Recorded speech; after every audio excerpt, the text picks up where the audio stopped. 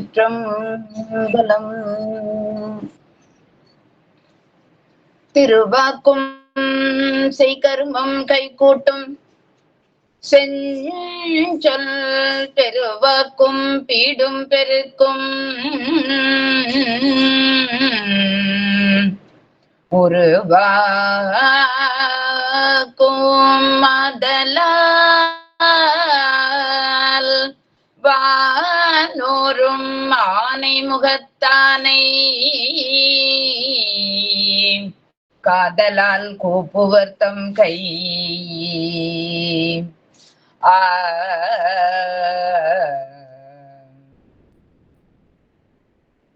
திருச்சிற்றம்பலம். எல்லாம் வல்ல எம்பெருமானுடைய திருவருளும் நம்ம குருமகா சன்னிதானங்களினுடைய குருவருளும் உடன் நின்று நமக்கு இந்த அருமையான சிந்தனையை மேற்கொள்வதற்கு அமைத்திருக்கின்றது. திருவருளுக்கும் குருவருளுக்கும் நன்றி கலந்த வணக்கங்களை தெரிவித்துக் கொண்டு இந்த திருமந்திர சிந்தனையை நாம் இன்றைய தினம் தொடங்குகின்றோம். திருமந்திரம் எத்தனை அருமை உடையது அப்படிங்கிறத இப்படி ஒரு வாயால், சாதாரண நம்முடைய வாயினால் சொல்லிவிட முடியாது என்பதை சேக்கிழார் பெருமானே கூறுகிறார்னா நம்மெல்லாம் எம்மாத்திரம்.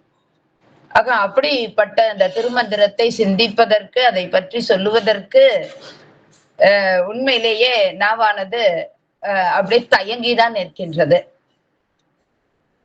சக்கரவர்த்தி தவராச யோகி என்னும் மிக்க திருமூலன் அருள் மேவும் நாள் என்னாளோ என்று நமக்கு தாய்மான சுவாமிகள் அருமையாக எந்நாள் கண்ணியிலே காட்டுவர். தாய்மானவரே அப்படி நினைக்கிறாருன்னா நம்மளாம் எந்த எந்த இடத்துல இருக்கிறோங்கிறத கொஞ்சம் நாமும் சிந்தித்து பார்த்துக் கொள்வோம். மூலன் என்கின்ற உடம்பில் இருந்து 3000 பாடல்களை நமக்கு அருளி செய்த திருமூலரினுடைய இந்த சொல் தமிழினுடைய ஒரு சிறப்பினை அப்படி மகுடமாக மேல் ஓங்கி செய்கின்ற ஒன்று. தேவர் குரலும் திருநான் மறை முடிவும் மூவர் தமிழும் முனி மொழியும் கோவை திருவாசகமும் திருமூலர் சொல்லும் ஒரு வாசகம் என்று உணர். இது நமக்கு அபை பிராட்டி சொன்ன வாசகம்.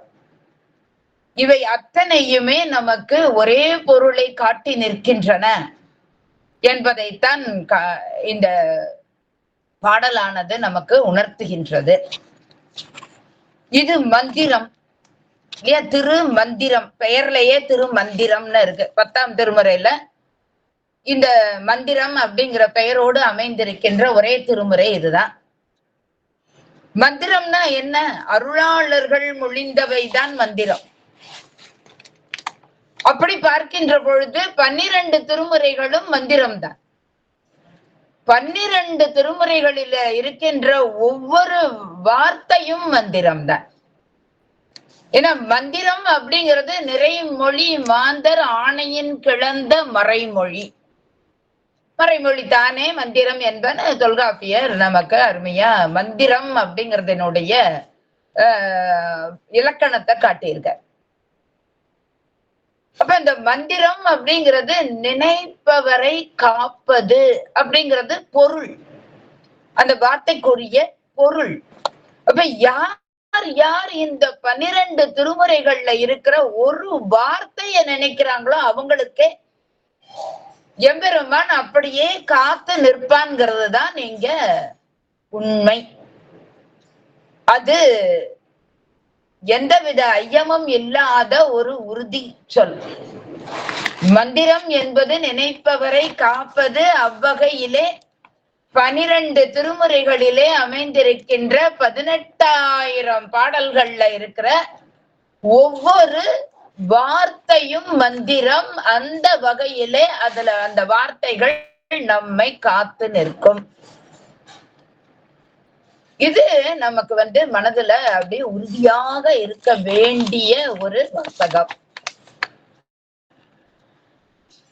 இப்படிப்பட்ட இந்த 10ஆம் திருமுறையாக அமைந்திருக்கின்ற திருமுறையில திருமந்திரத்துல என்னதான் இருக்குது? நமக்கு எல்லாத்துக்கும் ஒரு ஆர்வம் இருக்கு, திருமந்திரத்தை பற்றி தெரிஞ்சுக்கணும். எல்லாரும் சொல்றாங்களே, யார் யாரோ சொல்றாங்க, திருமந்திரத்துல இல்லாததே இல்ல அப்படின்லாம் வேற சொல்லியிருக்காங்களே. அப்ப அதுல உள்ளதெல்லாம் நம்ம பாத்திரணும், கேட்டுறணும் அப்படிங்கிற ஒரு ஆர்வம் எல்லாருக்கும் இருக்கு. அப்ப திருமுறைகள்ல திருமந்திரத்தில திருமூலர் அப்படி என்னதான் காட்டி இருக்கிறார் அப்படின்னா, அவர் அங்கே காட்டி இருப்பது ஆகம பொருள்களை. அதுதான் இந்த ஆகமங்கள்னா என்ன, அது வேற நமக்கு தெரிஞ்சுக்கணுமே. ஆகமங்கள் அப்படிங்கிறது யார் ஒருவர் இந்த பிறவியினுடைய பயனை உணர்கிறார்களோ அவர்களுக்காக கொடுக்கப்பட்ட ஒரு வழிமுறை. வேதம் எப்படி ஒரு வழிமுறையோ அதுபோல ஆகமங்கள் ஒரு வழிமுறை. யார் ஒருவர் இந்த உலகத்துல நல்லா வாழணும்னு நினைச்சு நிக்கிறார்களோ அவர்களுக்காக காட்டப்பட்ட வழிமுறை வேதம். யார் ஒருவர் இந்த உலகத்திலே வாழ்வதனுடைய அர்த்தம் என்ன, இந்த உலகத்திலே நாம் பிறந்து இவ்வாறு வாழ்கின்றோம்னா அதுக்கு ஏதோ ஒரு காரணம் இருக்கணுமே, அந்த காரணம் என்ன என்று சிந்திக்க ஆரம்பிக்கிறார்களோ அவர்களுக்கு சிறப்பாக கொடுக்கப்பட்ட வழிமுறை இந்த ஆகமங்கள். அப்படிப்பட்ட ஆகமங்கள்ல 28 ஆகமங்கள் சிவாகமங்கள் நமக்கு தெரியும். அந்த சிவாகமங்கள்ல ஒரு 9 ஆகமங்களை எடுத்துக்கொண்டு அவற்றினுடைய பொருளை 9 தந்திரங்களாக அமைத்து நல்ல தமிழிலே, இப்ப நம்ம ஆதிசிவன் சொல்லுகிற பொழுது தமிழ் அப்படிங்கிற அந்த வார்த்தையினுடைய அழகினை அது எவ்வளவு இந்த இடத்துல ஒரு சிறப்போடு அமைந்திருக்கிறதுங்கிறத நம்ம யாரு நம்பியாண்டார் நம்பியினுடைய திருத்தொண்ட திரு அந்தாதி பாடலினுடைய விளக்கத்தை சொல்லுகிற பொழுது அங்கே இவர் முழு தமிழின் அப்படிங்கிற அந்த வார்த்தையில சொன்ன கருத்தை நமக்கு சொல்லுகிற போது உணர்த்தினார். அப்படி முழு தமிழிலே இங்க இந்த பாடல்களை, இந்த 9 ஆகமங்க பொருளினை 9 தந்திரங்களாக, தந்திரம்னா ரொம்ப ஏதோ ஒண்ணு நினைச்சுக்கிறோம்டா, மந்திரம் தந்திரம்னு ஏதோ ஒண்ணு சொல்றாங்களேன்னு, பகுதிகள் அவ்வளவுதான். 9 பகுதிகள்ல 9 தலைப்புகளிலே ஒவ்வொன்றும் ஒவ்வொரு பொருளை பற்றியது அப்படிங்கிறத நமக்கு பிரித்து காட்டுகின்ற வகையில் அமைத்துக் கொண்டு 9 ஆகம பொருள்களை காட்டுகிறார். அப்ப 28 ஆகமங்கள்ல ஒரு 9 ஆகமங்களை அவர் கொஞ்சம் புறக்க எடுத்துக்கிட்டார் திருமூலர். அப்படி அவர் எல்லா ஆகமங்களும் தெரிந்தவர் நன்றாலும் நமக்கு எது வேணும்னு கொஞ்சம் யோசித்து அந்த வகையிலே ஒரு 9 ஆகமங்களினுடைய பொருளை, காரணாகமம், காமிகாகமம், வீராகமம், சிந்தாகமம், வாதுளாகமம், வியாமளாகமம், காலோத்ராகமம், சுப்ராகமம், மகுடாகமம், இப்படியாக 9 ஆகமங்களை எடுத்துக்கொண்டு அதில் உள்ள பொருள்களை திருமூலர் இங்கே நல்ல தமிழிலே விரித்து காட்டியிருக்கிறார். சுருக்கி அத நமக்கு கோடிட்டு காட்டினார் அப்படிலாம் இல்ல. ஆகம பொருளை நல்ல விரித்து காட்டியிருக்கிறார். அப்படி ஒவ்வொரு தந்திரத்திலும் சொல்லப்பட்ட கருத்துக்களை எல்லாம் நாம் தொடர்ந்து சிந்திக்கதான் இருக்கிறோம். அப்ப இது ஏன் மந்திரம்னு பெயர் வந்தது? அப்ப அது எல்லாமே மந்திரம் தானே, ஆனாலும் இதுல ஏன் மந்திரம்ங்கிற வார்த்தையோடு வைத்து காட்டினார். ஆக இந்த மந்திரம்ங்கிற பெயரை சொன்னது யாரு? நம்ம அதையும் பார்க்கணும் இல்லையா? மந்திரம், இது திருமூலரே இந்த திருமந்திரம் அப்படிங்கிற பெயரை சொன்னாரா அப்படின்னு ஒரு கேள்வி இருக்கு இல்லையா? ஆனா திருமூலர் இந்த திருமந்திரம் அப்படிங்கிற பெயர்லாம் சொல்லல. அவரே ஒரு வகையில ஒரு வார்த்தை சொன்னார். என்ன சொல்லி இருக்கிறார்னா, தமிழ்ங்கிற வார்த்தையை தான் சொல்லி இருக்கிறார். என்ன சொல்லி இருக்கிறார்? திருமந்திரம் 3000 திருமந்திரம்னு சொல்லல அவரு. 3000 தமிழ், மூலன் உரை செய்த 3000 தமிழ், மூலன் உரை செய்த 300 மந்திரம், மூலன் உரை செய்த 30 உபதேசம், மூலன் உரை செய்த 3ம் ஒன்றாமே அப்படின்னு காட்டினார். அப்ப இதுக்குள்ள என்ன இருக்குது அப்படின்னா, இந்த 3000 தமிழும் இங்கே ஒரு 300 மந்திரங்களை நமக்கு உணர்த்துவதாக காட்டிட்டார். அவையையும் இன்னும் நமக்கு ஒரு முகவுரை சொல்லுவது போல 30 உபதேசத்திலே வைத்து காட்டிட்டார். இது யார் காட்டினா?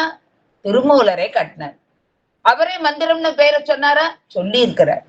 ஆனால் இந்த நூலுக்கு மந்திரம்னு சொன்னாரானா அப்படி இல்லை.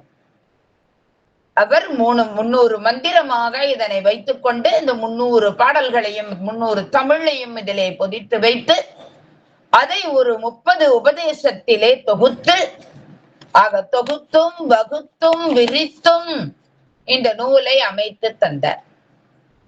ஆக இந்த மந்திர மாலை அப்படிங்கிற பெயரை சேக்கிழார் பெருமான் சொல்றார்.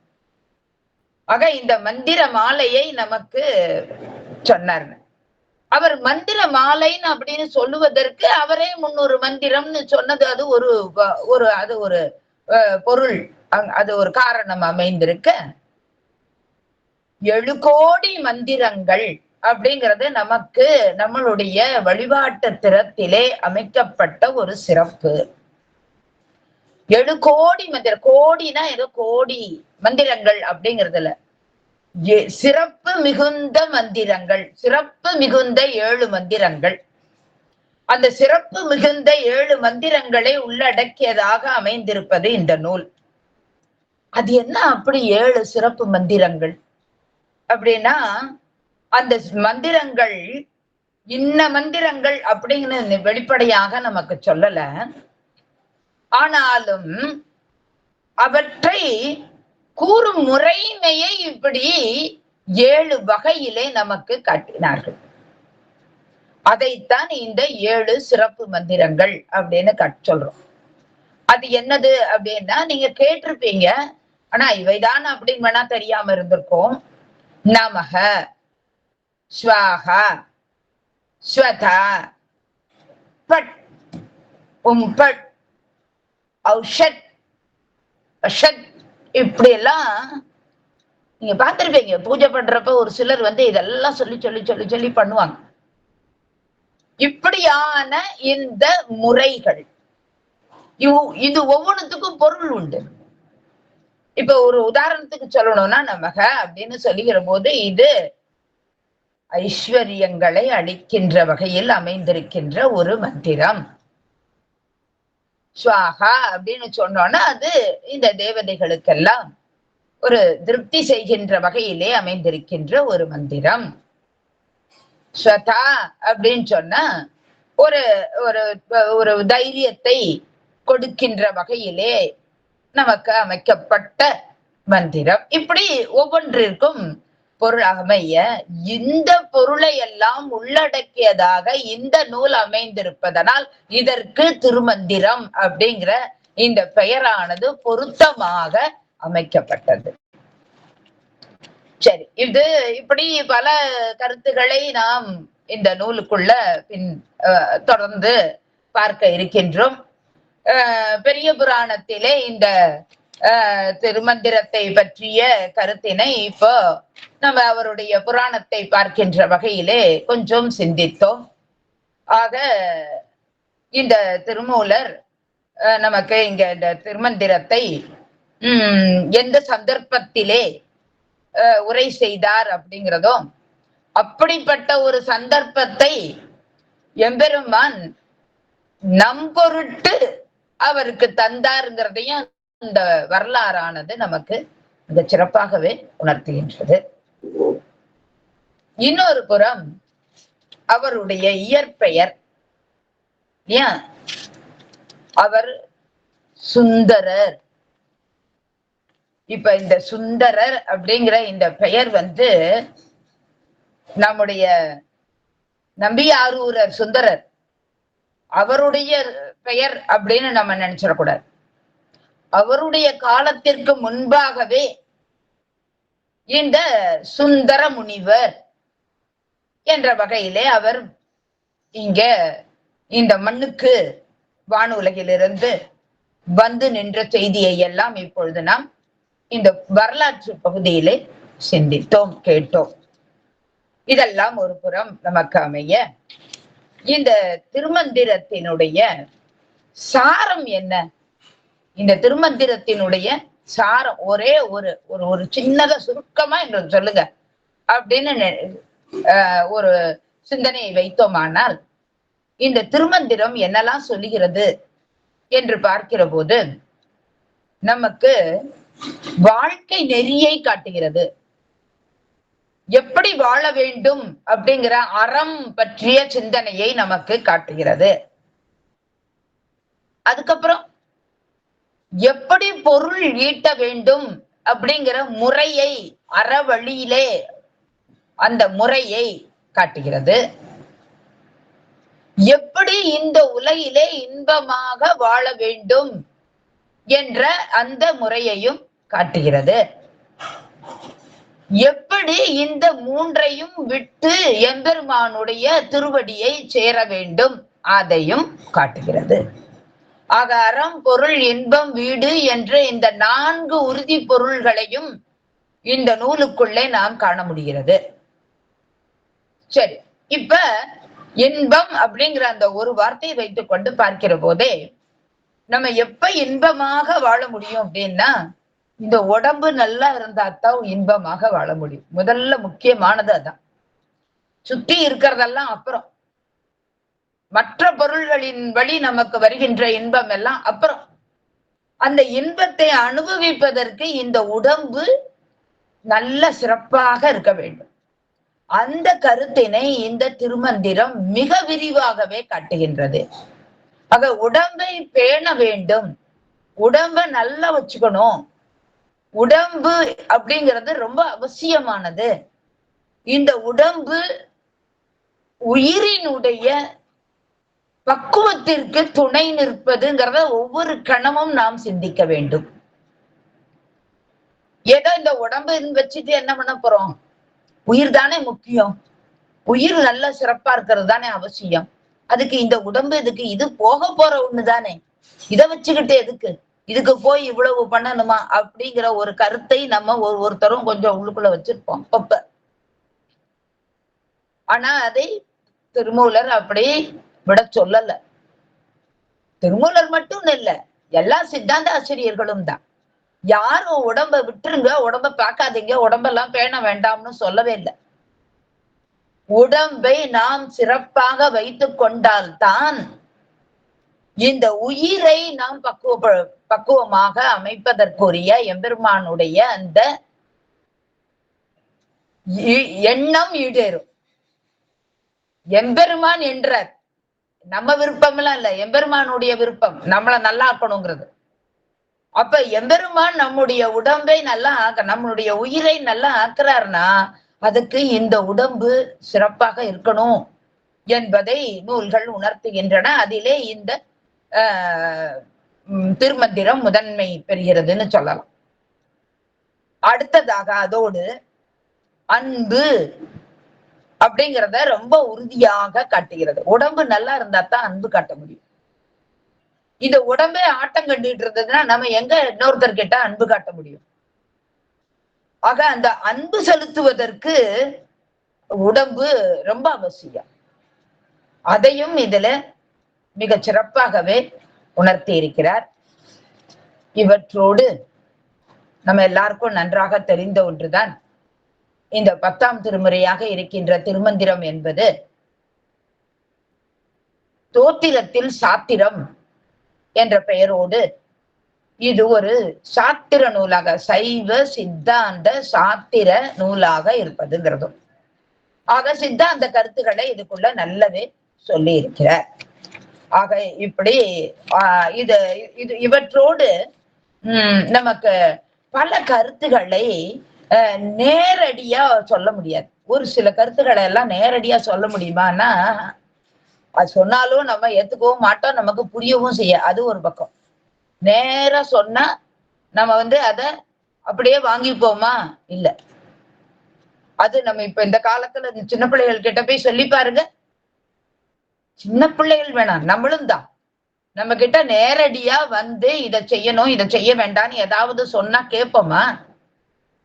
எங்களுக்கு நல்லா தெரியும், நீங்க போயிட்டு வாங்கன்னு சொன்ன ஒரு சிலர் வாயை திறந்து சொல்லுவாங்க, ஒரு சிலர் வாயை திறக்காம முகத்துல காமிப்பாங்க. இதுதான். இது நல்லா புரிஞ்சுக்கிட்டவர் நம்ம திருமூலர்.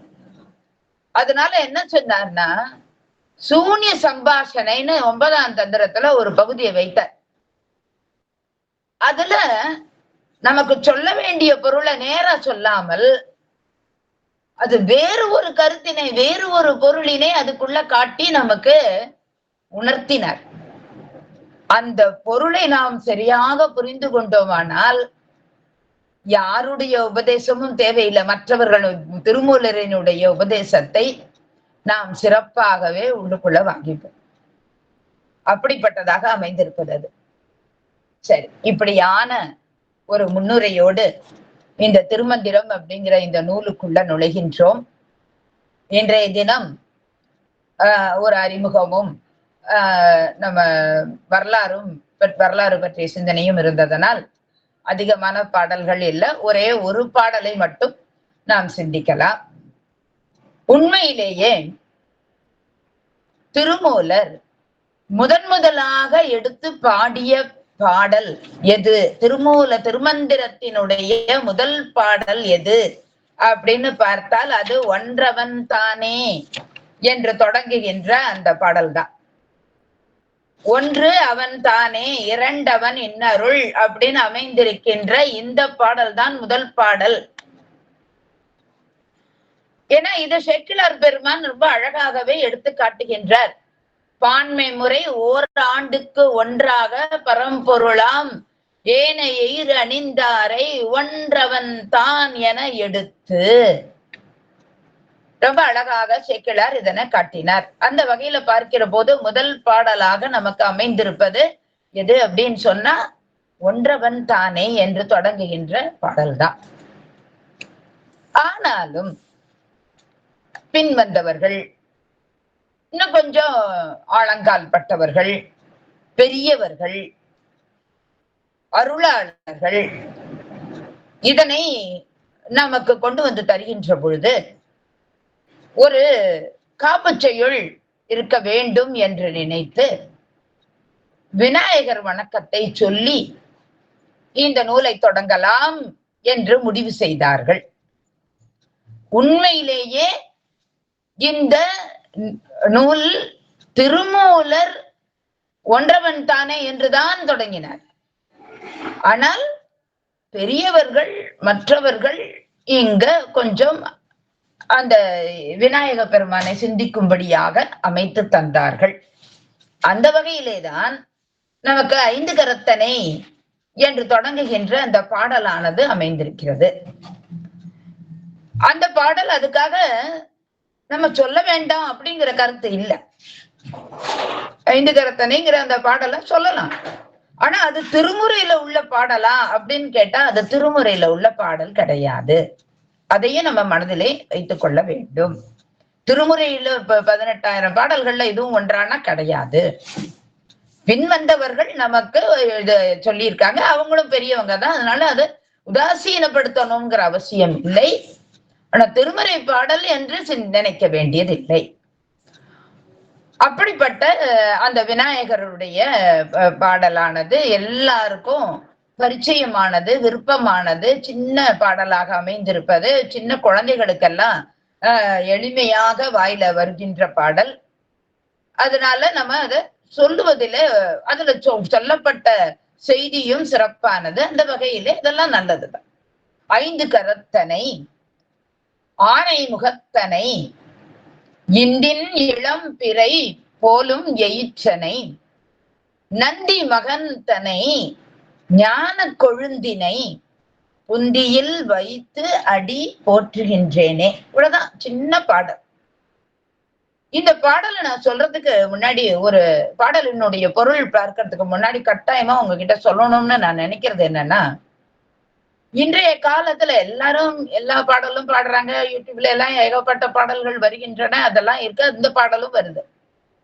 ஒரு சிலர் இந்த பாடலை பாடுகின்ற பொழுது 5 கரத்தினை, ஆனை முகத்தினை என்று பாடுகிறார்கள். அது தவறானது. அது முதல்ல ஞாபகத்துல வச்சுக்கணும். நீங்களும் அதை ஞாபகத்துல வச்சுக்கணும். அவங்க பாடினதை பாடட்டும். அவங்கள போய் நம்ம ஒண்ணும் சொல்ல வேண்டாம். நம்ம அதை கேட்கின்ற பொழுது அதுல உள்ள தவறை புரிந்து கொள்ள வேண்டும். ஏன்னா அந்த 5 கரத்தையா நம்ம கும்பிடுறோம்? இல்ல, 5 கரங்களை உடைய விநாயக பெருமானை நம்ம வணங்குறோம். அவனுடைய திருவடியை போற்றுகின்றேனே தான் சொல்றோம்.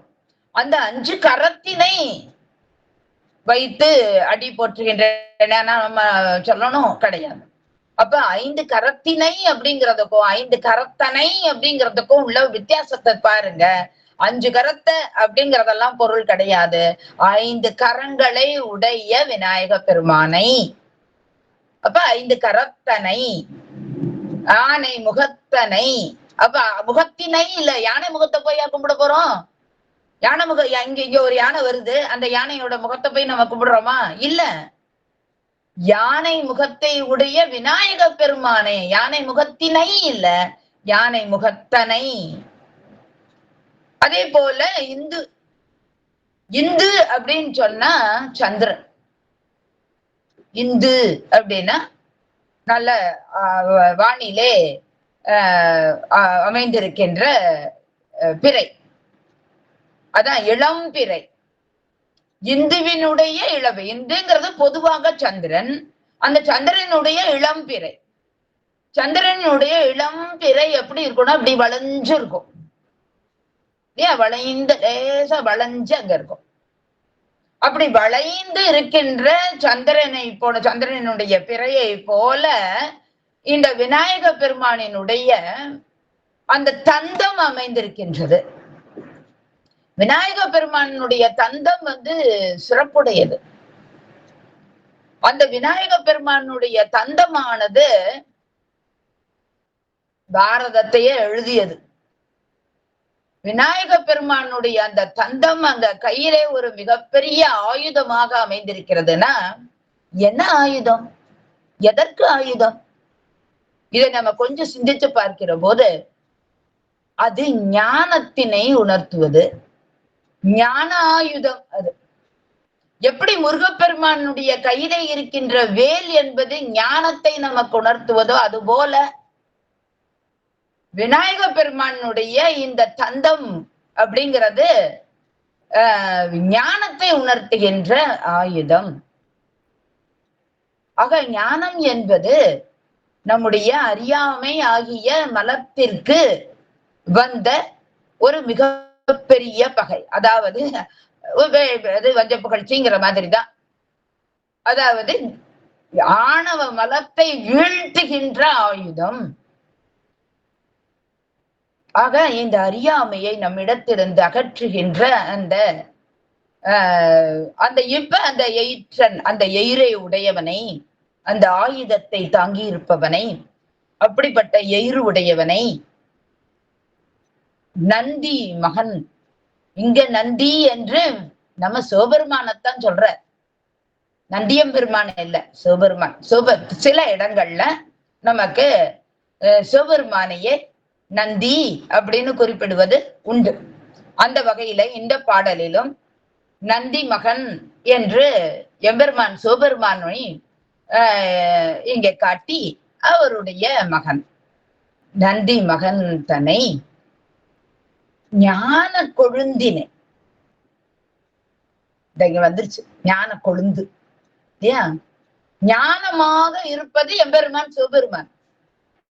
அந்த எம்பெருமான் சிவபெருமானுடைய ஞானம் அப்படியே முழுமையுமாக நம்மால் பெற முடியுமானா நமக்கு அத்தகைய ஒரு தன்மை இல்லை, அத்தகைய ஒரு வலிமை நம்மிடத்து இல்லை, அத்தகைய ஒரு பக்குவம் நம்ம கிட்ட இல்லை, அத்தகைய ஒரு உறுதி நம்ம கிட்ட இல்லை. அப்ப அதனால என்ன பண்ணார், நமக்கேத்த மாதிரி கொஞ்சம் அதை தளுராக கொடுத்தார். தளுராக கொடுப்பதற்காக விநாயக பெருமான அமைத்தார். ஆக விநாயக பெருமான் மூலமாக ஞான கொழுந்து நமக்கு கிடைக்குது. அப்ப அந்த ஞான கொழுந்தினை உயிர்களுக்கு ஊட்டுகின்றவனை, ஞான கொழுந்தினேனா அவன் ஞான கொழுந்துதான், அவன் ஞான கொழுந்தா இருந்துகிட்டோம், அவன் நமக்கு ஊட்டுறான் இல்லையா, அதுதான். அதை இந்த இடத்துல நினைக்கணும். ஞான கொழுந்து, நமக்கு ஞான கொழுந்தினை ஊட்டுகின்ற அந்த விநாயக பெருமானை, இப்படிப்பட்ட அந்த விநாயக பெருமானை நம்முடைய சிந்தையிலே, இந்த புத்தியிலே, இந்த உள்ளத்திலே வைத்து, அததான் புந்தி அப்படின்னு வார்த்தையில கொடுக்கிற, இந்த புந்தியில வைத்து அந்த எம்பெருமானுடைய திருவடி இல்லையா, முகம் எப்படி இருக்கட்டும், எத்தனை கரங்கள் இருக்கட்டும், அதெல்லாம் இருக்கட்டும், இங்க அந்த 2 திருவடி இருக்கு இல்லையா, ஒரு காலை மடக்கி ஒரு காலை கீழே வச்சு எப்படியோ வேணா இருக்கட்டும், இல்ல ஆடிட்டு இருக்கட்டும் இருக்கட்டும், உட்கார்ந்துருக்கட்டும், எப்படியோ ஒரு வகையில இந்த விநாயக பெருமானுடைய திருவடி அங்க நமக்கு காட்சிப்படுகிறது, காட்சிப்படுத்துகின்றார். இந்த பாடலிலே விநாயக பெருமானை நமக்கு காட்சிப்படுத்துகின்றார், தான் இங்க முக்கியமானது. அதனால இந்த பாடல் ஒரு சிறப்பான பாடல். 5 கரங்கள் இல்லையா, யானை முகம், அந்த எயிறு, இன்னொரு பக்கம் ஞான கொழுந்தாக அந்த பிரகாசம், இவ்வளவும் கொண்டு இருக்கின்ற அந்த விநாயக பெருமானுடைய திருவடி, அந்த 2 திருவடிகளையும் நம்முடைய உள்ளத்திலே வைத்து பூசிக்கின்ற நிலை. பெரிய பூஜையெல்லாம் வேணாம், இருக்கட்டும், யார் யாரோ பண்ணட்டும், நமக்கு அதெல்லாம் முடியாதுன்னா பரவாயில்ல. இந்த விநாயக பெருமானோட இந்த 2 திருவடிய இப்படியே அங்க முன்னாடி கொண்டு வந்து வச்சுட்டு, கண்ணு முன்னால, கண்ணுக்குள்ள அந்த எம்பெருமானுடைய திருவடியை அப்படியே உள்ளத்திலே பதிய வைத்து அவரை வணங்கி நிற்கின்ற பொழுது நம்முடைய துயரங்கள் எல்லாம் ஒரு பக்கம் போயிரும், இந்த உலக நினைவுகள் எல்லாம் நகன்று விடும், அப்படி இப்படின்னு என்னென்னவோ சொல்லுவாங்க. அது சித்தாந்தவாதிகள், நமக்கு அதெல்லாம் தெரியாது. நம்மளை பொறுத்த வரைக்கும் இந்த திருமந்திரத்துக்குள்ள இருக்கிற பாட்டெல்லாம் கொஞ்சம் நல்லா புரியும் இல்ல, அதுக்கு இந்த ஒரு விநாயக பெருமான நம்ம மனசுக்குள்ள வச்சு இங்க அவரோட திருவடியையும் அப்படியே தொட்டு கும்பிட்டு நமக்குள்ள அவரை வாங்கி கொண்டு, எப்பா இந்த திருமந்திரத்துல இருக்கிற பாட்டெல்லாம் ஏதோ நேரா பார்த்தா ஏனோ புரியுற மாதிரி இருக்கு, பொழிப்புரைய பார்த்தாலே பாதி ஒண்ணும் புரியல, அதுக்குள்ள விளக்கங்களை பார்த்தா சுத்தமா ஒண்ணுமே புரியல, அந்த மாதிரி இருக்கிற நிலை இல்லாமல் நாம் இந்த பாடல்களை எல்லாம் அப்படியே உள்வாங்கிக் கொள்கின்ற ஒரு அருமையான நிலையை இந்த விநாயக பெருமான் தருவர். அவருடைய திருவடியையும் திருமூலரினுடைய திருவடியையும் வணங்கி நின்று இந்த திருமந்திர சிந்தனையை நாம் ஒவ்வொரு வாரமும் தொடர்வோம். அவ்வாறு தொடர்கின்ற பொழுது இந்த பாடல்களை ஆனந்தமாக சிந்திக்க இருக்கிறோம். ஒவ்வொரு பாடலும் பல பொருள்களை உடையதாக தான் இருக்கும். அதுக்காக இப்படி ஒரு பாட்டுக்கே நம்ம பாட்டுக்கு ரொம்ப நேரம் எடுத்துட்டு இருக்கணும்னு அவசியம் இல்லை.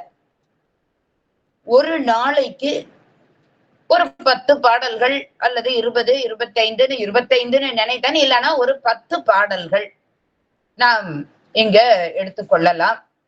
அவ்வாறு இந்த 10 பாடல்களை நாம் சிந்திக்கின்ற பொழுது ஒவ்வொரு பாடல் ஒருத்தருக்கும் முதல்ல நினைத்தா ஒவ்வொருத்தருக்கும் 5 பாட்டு கொடுத்துடலான்னு தான் நினைத்தது. ஆனா இதை எப்படி போக போக எப்படி அமைகிறதுன்னு பார்க்கலாம். இல்ல ஆரம்பத்துல ஒவ்வொருத்தருக்கு 2 பாடல்கள் கொடுத்து போவோம். அப்புறம் அப்படியே பழகிருச்சுன்னா அப்புறம் கூட 5 பாடல்கள் கொடுக்கலாமான்னு பார்க்கலாம். அத எல்லாரும் இதுல பங்கு கொள்ள வேண்டும். அப்ப 2 பாடல்கள் அந்த பாடல்களை வாசிக்கட்டும். பாடல்கள்ல உள்ள பொழிப்புரைய சின்னதா ஒரு 4 அடி இருக்கிற அந்த பொழிப்புரைய வாசிக்கட்டும். பொருள் புரிந்தோ புரியாமலோ ஏதோ ஓரளவுக்கு நல்ல வாயில சரளமாக தப்பு இல்லாம அதை வாசிக்கட்டும். அதன் பின்பு அதுக்குள்ள கொஞ்சம் விளக்கங்கள் அதெல்லாம் நான் சொல்லிக்கிறேன்.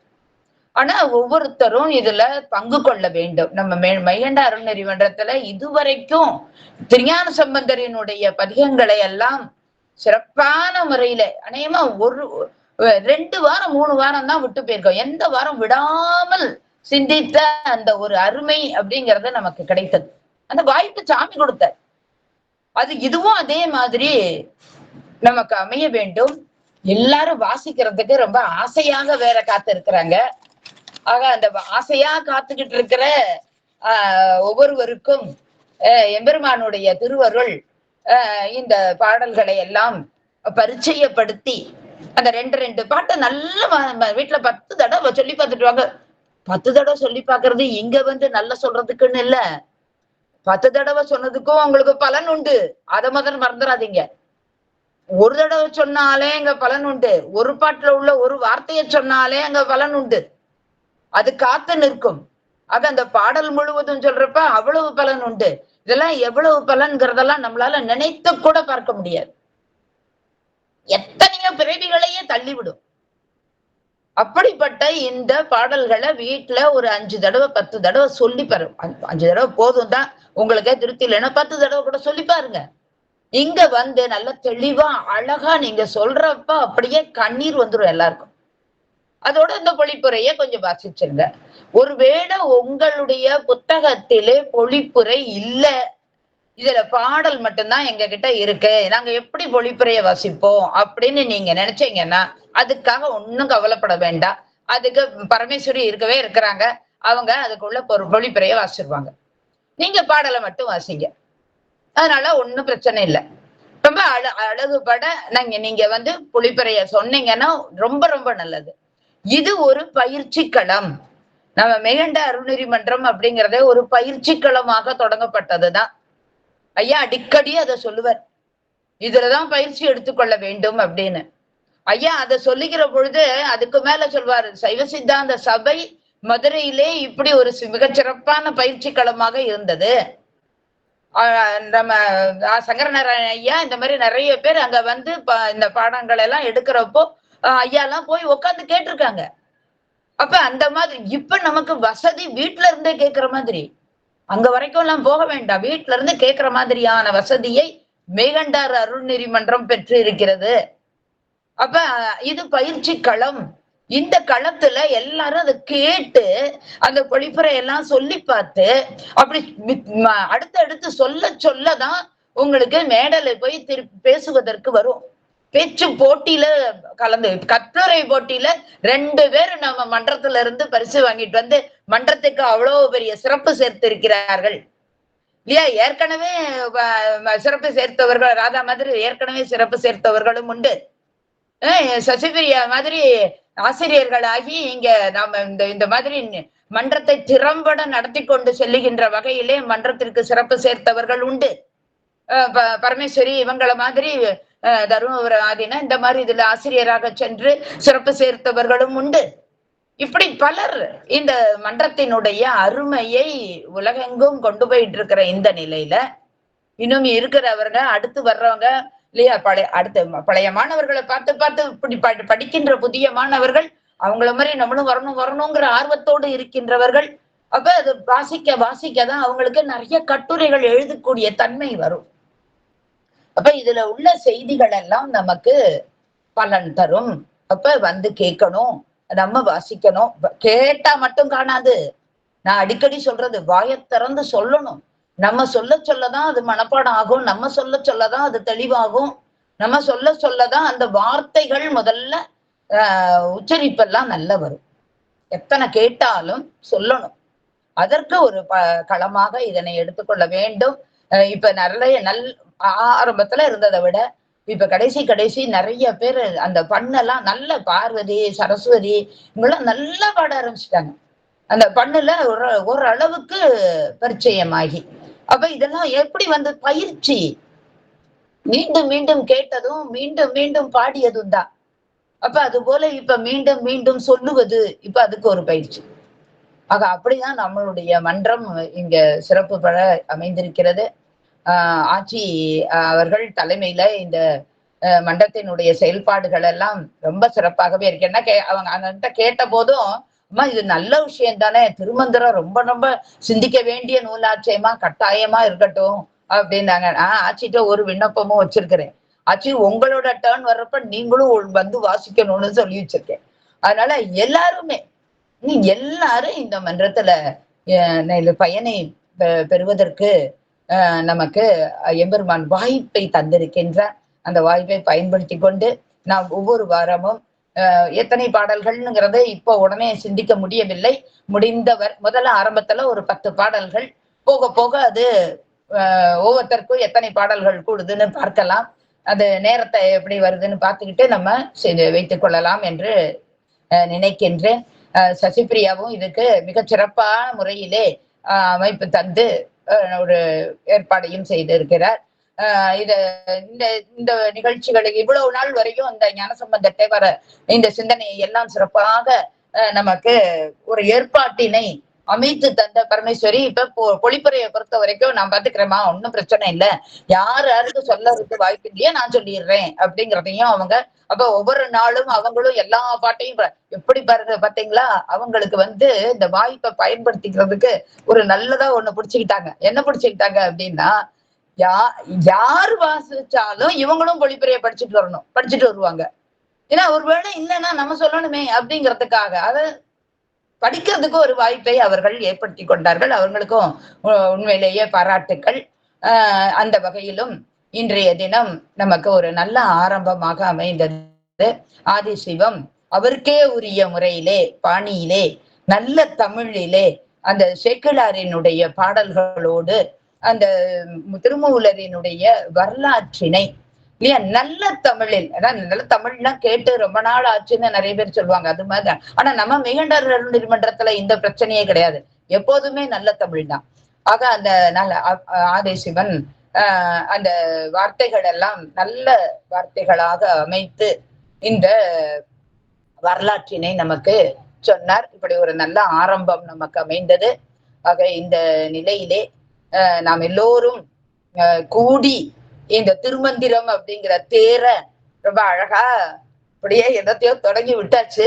இத அப்படியே சுத்திட்டு வந்து திருப்பி நிலையில கொண்டு வந்து நிறுத்துற மாதிரி இழுத்துட்டு போகணும். ஆக ஒரு கூடிதான் தேர் எடுக்கணும். மெய்கண்டார் அருள்நெறி மன்றத்தார் அத்தனை பேரும் கூடி இதை இழுக்கணும். ஆக இதுல எல்லாருமே யார் யாரு இன்னும் ஒருவேளை இது வரைக்கும் மன்றத்துல சேரல, இனிமே இப்ப நாங்க சும்மா கேட்கதான் வந்தோம் அப்படின்னு சொல்றவங்களும் மன்றத்துல ஒரு உறுப்பினரா சேர்ந்துக்கோங்க. யாரும் உங்ககிட்ட ரூபாய் எல்லாம் கேட்கல. யாரும் இதுக்காக எந்த ஒரு பணமும் கொடுக்க வேண்டியது இல்லை, கொடுக்க கூடாது. அதுவும் ஒண்ணு சொல்லிட்டேன். இதுக்காக திருமந்திரம் கேட்கிறோம் அப்படிங்கிறதுக்காக எல்லாம் எந்த பணமும் கிடையாது.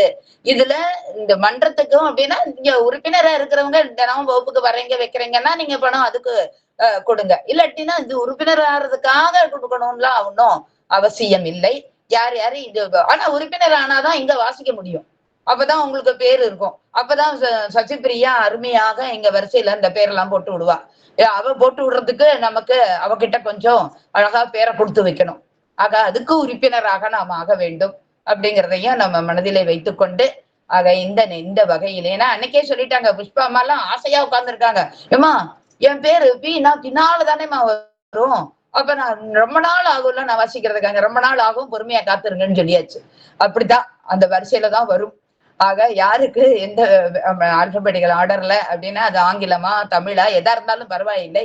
ஏதோ ஒரு வகையில ஆங்கிலம்னா உங்களுக்கு கம்ப்யூட்டர்ல ஈஸியா போட்டுருவாங்க, தமிழும் போட்டுடலாம், ஒன்றும் பிரச்சனை இல்லை. அதான் அந்த அகர வரிசையிலே பேரை போட்டுட்டு ஒரு ரெண்டு பேராக அடுத்த வாரம் ரெண்டு பேரா 5 பேரை போட்டுடலாம். அடுத்தடுத்து முதல்ல 2 பாட்டாக இருக்கட்டும், அப்புறமா பாட்டு எண்ணிக்கையை நம்ம கூட்டிக்கலாம். இது என்னுடைய தாழ்மையான வேண்டுகோள், விண்ணப்பம். எம்பெருமானிடத்து இந்த விண்ணப்பத்தை நாம் வைத்திருக்கின்றோம். இது சிறப்பான முறையில அமைவதற்கு திருவருளையும் குருவருளையும் மீண்டும் ஒருமுறை வணங்கி நின்று திருவருளுக்கும் குருவருளுக்கும் நன்றியையும் தெரிவித்துக் கொண்டு இந்த அளவிலே இன்றைய தொடக்கத்தை இந்த அளவில் நிறைவு செய்கின்றேன். ஆக நாம மங்களம் சொல்லிக்கலாம். என்றாலும் ஆரம்பிக்கிறப்ப நம்ம முந்திலாம் எதை சொல்லுவோம், எப்போதும் போல பொடியன் இப்படித்தான் சொல்லி நம்ம தொடங்குறது போலவே யாராவது ஒருவர் அதெல்லாமும் நம்ம போட்டு விட்டுறலாம். ஒருவர் வந்து நாலூர் வணக்கம் சொல்றது, ஒருவர் வந்து விநாயகர் வணக்கம் சொல்றது, ஒருவர் வந்து திருமூலர் வணக்கம் சொல்றது. இந்த மூணும் சொல்லிட்டு நம்ம வந்து சிந்தனையை தொடர்கின்றோம். நம்ம ஞானசம்பந்த பெருமானுக்கு எப்படி வணக்கம் சொல்லி அந்த அவருடைய பாடல்களை எல்லாம் நாம் சொன்னோமோ அது போல செக்கிலார் வாக்கிலே திருமூலருக்கு வணக்கம் சொன்னாலும் சரி, எப்படினாலும் சரி திருமூலர் வணக்கம், முதல்ல நால்வர் வணக்கம், அடுத்து விநாயகர் வணக்கம். விநாயகர் வணக்கத்துக்கு ஏதாவது ஒரு பாட்டை முடிவா வச்சுக்கோங்க, இப்படி உரிமையை வைத்துக் கொண்டாலும் சரிதான். அடுத்ததாக நம்ம இந்த திருமூலர் வணக்கம், இதையும் மூணையும் சொல்லிவிட்டு அது பாட்டு கூட போட்டு விட்டுறலாம். அதுலயே எல்லாருமே அதை பாட்டு சொல்றது கூட வச்சுக்கலாம், இல்லாட்டி கையில எழுதி வச்சுக்கோங்க. சொல்லிட்டு அதன் பின்பு நாம் சிந்தனையை தொடர்கின்றோம். திருச்சிற்றம்பலம்.